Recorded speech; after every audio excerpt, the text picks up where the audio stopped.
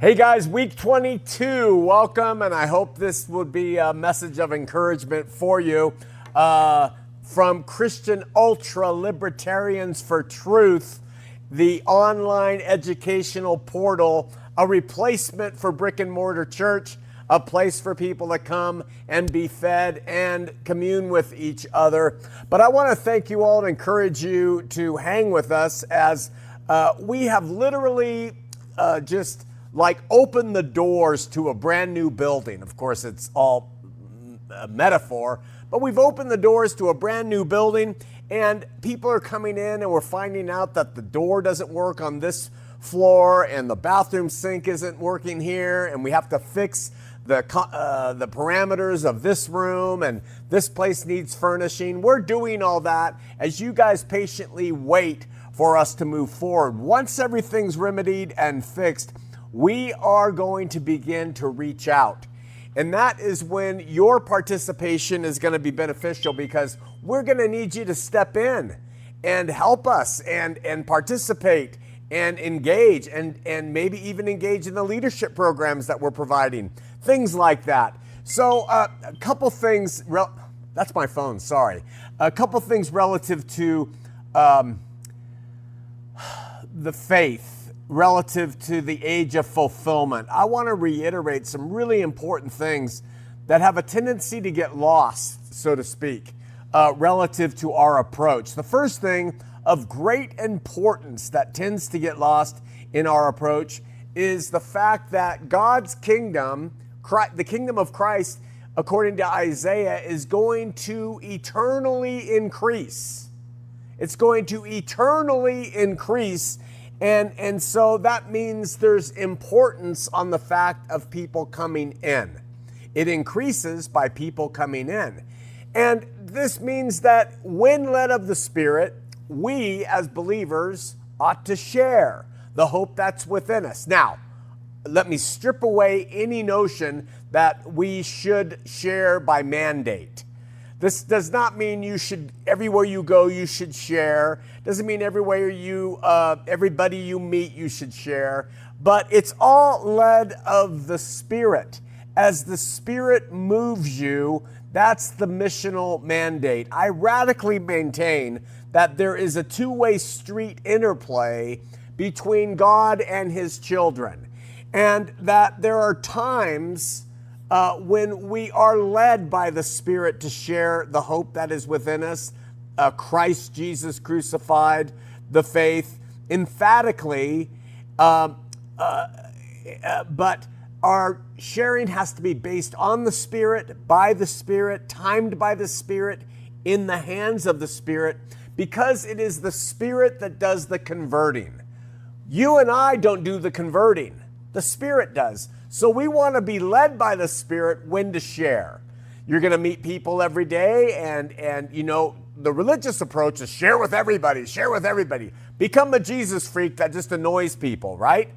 But so you don't have to share your faith with everybody you meet, maybe not with anybody in a given year. Who knows? But if the Spirit moves you and you're in a conversation or a relationship with somebody and it comes up and the Spirit moves you, then share. Because the kingdom will eternally increase. And so it's incumbent upon us to share the faith. Paul makes it clear that the faith comes by hearing and that people need to move out and share because it's from our preaching that someone hears. But again, that has to be within the age of the Spirit, mediated by it, by the Spirit in us of God. That leads me to another easy to overlook reality when we are practicing the faith in the age of fulfillment. And that reality is people are watching us. People watch believers. You and I, other believers, they watch. And I don't say this to cause inauthentic expressions to come and be created in you. No, you have to be authentic with who you are. You have to be real with what you're about and don't feign. God doesn't need feigners and fakers, right? But it is to share this to help you realize that there is a built-in tacit responsibility to represent Christ in your life if you care about doing that. I care about doing that, and the reality is people are watching. And they don't tell you they're watching. They just do it from afar. They see your life. They see how you respond to love.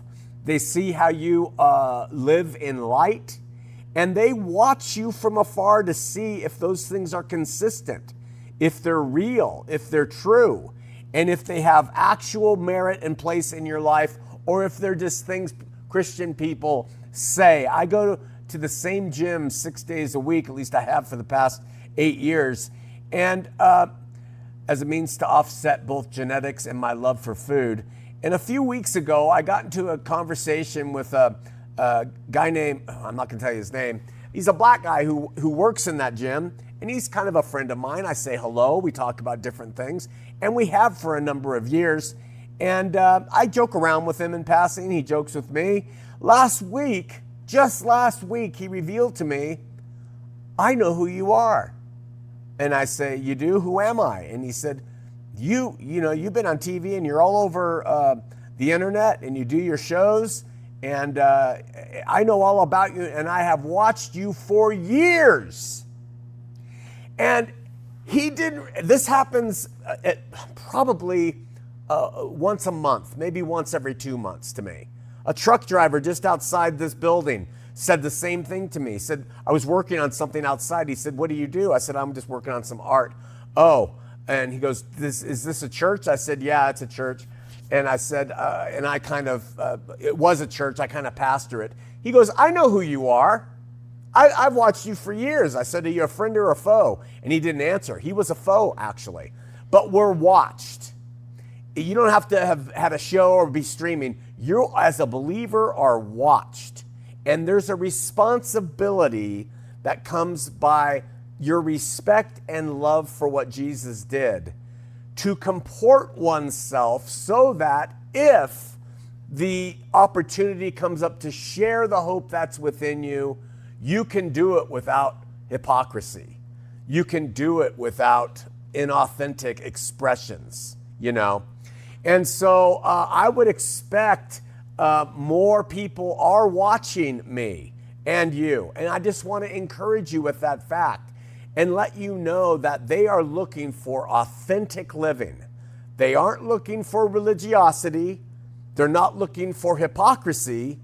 They're looking for someone who walks the talk. Now, I know I'm preaching to the choir because if you watch our stuff, you're someone who doesn't even want to deal with feigning, right? You're a real person. But I just want to encourage you that we continually share by the Spirit the hope within us, Jesus Christ. You don't have to share cult. You don't have to share anything else unless you're inclined to, but the message of Jesus Christ to people who, when you're led by the Spirit. And the second thing, know that you're being watched constantly by people who know you. Believers and non-believers. Believers usually to judge you, non-believers because they want to see if you're true to the things that you say and the things that you proclaim. And so this unique approach to the faith through this online portal, I have to reiterate the import of continue seeking and growing and learning and testing and choosing. The information here, dull and repetitive as it can be. I know I can be repetitive, but it's because it's through repetition that people begin to hear. My own wife has heard me say some things for 20 years, and she'll pop up and say, you know, I know you've said this for a long time, but I just realized what it means. You see, so our words that are of the Spirit do not return void. God plants them in the hearts of people who are seeking. And like the seed cast on good ground, it will take root downward and it will produce fruit upward in time. So along the way, we are committed as individuals, and I'm just trying to encourage you as an individual to continue to pursue Him in spirit and truth, to study and show yourself approved, to grow and mature, know you're being watched, and to make sure that when the Spirit moves, you share the hope that is within you. Just some reiterations for you to consider here through Cult. Love ya.